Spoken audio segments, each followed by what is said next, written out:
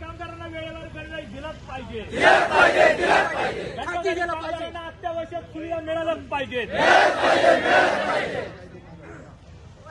Home shop कामगार कचरा संकलन कामगारांना न्याय देण्याची मागणी आमदार देवयानी फरांदे यांनी नाशिक महानगरपालिका अतिरिक्त आयुक्त करिश्मा नायर यांना कामगार संघटनेचं निवेदन.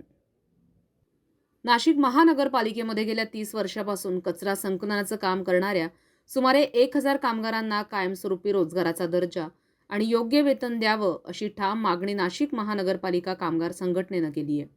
या संदर्भात संघटनेनं आमदार देवयानी फरांदे यांना औपचारिक पत्र देत महाराष्ट्र विधानसभेत लक्षवेधी प्रस्ताव मांडावा अशी विनंती केली आहे.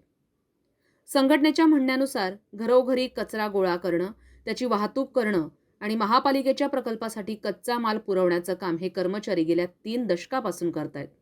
मात्र तरीही त्यांना कायमस्वरूपी नोकरी, भविष्य निर्वाह निधी, वेतनवाढ व इतर कायदेशीर लाभ नाकारले जात आहेत.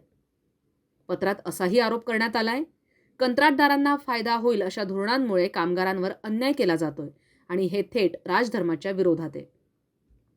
1970च्या कंत्राट कामगार कायद्यानुसार नाशिक महापालिकेकडे आवश्यक नोंदणी परवाना नाही आणि कामगार विभागानं तो रद्दही केलाय.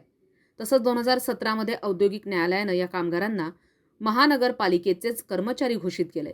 तरीही प्रशासनानं आजपर्यंत त्याची अंमलबजावणी केलेली नाही.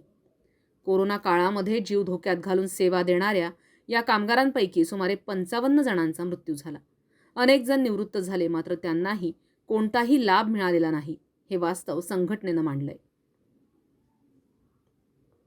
त्यामुळे राजधर्म पाळत तत्काळ न्याय द्यावा आणि या कामगारांना कायमस्वरूपी सेवेत सामावून घ्यावं अशी मागणी संघटनेनं केली आहे.